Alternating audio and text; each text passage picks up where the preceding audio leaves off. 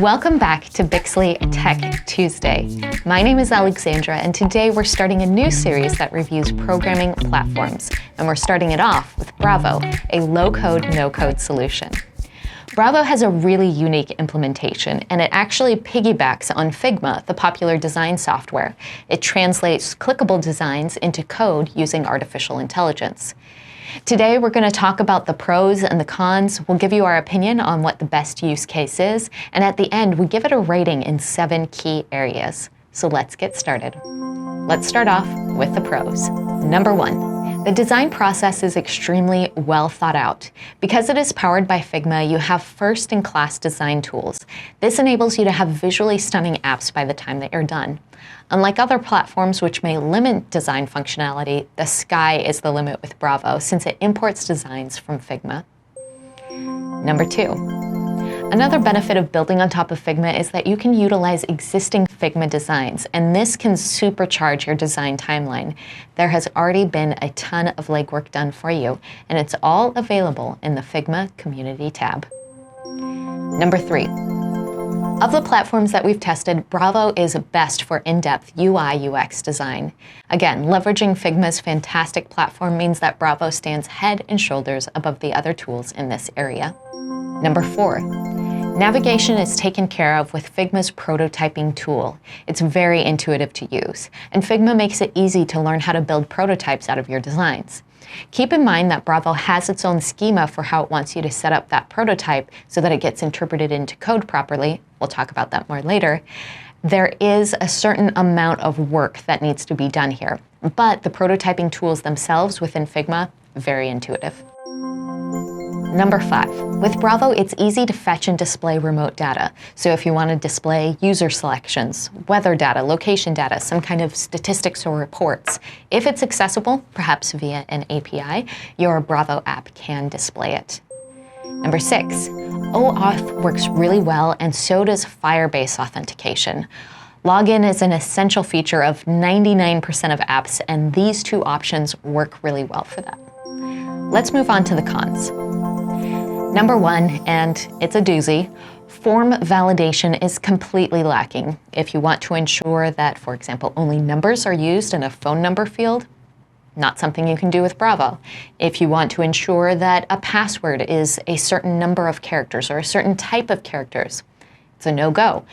Basically, if you need the app to check to make sure that the data being inputted into a form is as expected, it's not going to be possible within Bravo. Number 2, access token management is difficult for custom backends. So while OAuth and Firebase works great, if you want to use a custom backend with a simple email and password login, it's extremely difficult. This essentially comes down to Bravo not being able to accomplish 2 tasks from a single form submission. It can either save the access token or it can take the user to the next screen. Obviously, in most use cases, we want to be able to do both, and that's just not possible in Bravo. It's a big problem. Number 3, in addition to form validation being a problem, multi-page forms and the ability to share data across pages just doesn't exist. All other pages basically exist siloed from one another, aside from a few rudimentary and global variables. Number 4, while the design process utilizes Figma well, it's not simple. To translate the designs properly into code, Bravo requires a complete restructuring of standard Figma files and a lot of tweaking to get it right. Fetching displayed data is easy, as mentioned in our pros, but performing logical operations with that data is not. Just on a fundamental level, logical operations are very difficult to represent visually rather than verbally. That's one of the benefits of custom code. Number 5, real-time data is basically impossible. While Bravo can make API calls to fetch data, there's no support for WebSockets, which essentially accomplishes the inverse, wait to receive data updates. Can't do it with Bravo. Number 6, Bravo tags limit the capabilities and customization of the platform. Tags are available for a variety of functions, but you're limited to those functions, and you're not able to customize those functions. The lack of form validation is just one example of this. You can use a tag to set a text form, but you cannot customize the text tag to accept only certain types of text. Number 7, there is no ability to incorporate custom components. If the platform doesn't support it, you can't do it. You cannot incorporate custom code. Overall, we feel like Bravo is a great option if you have a very simple app that needs to be beautiful. This is an excellent option if you need to show something off to investors, and it would be great for limited uses. Definitely pay attention to the built-in functionality to see if it's a good fit for you. Because if the platform doesn't support it, it cannot be done. Let's get into our grade card. Under acceleration, meaning that it actually makes code get done faster, we call this great. Under documentation, we gave it an OK. Ease of use, great. Reliability, OK. Customization, very weak. Check out our cons list.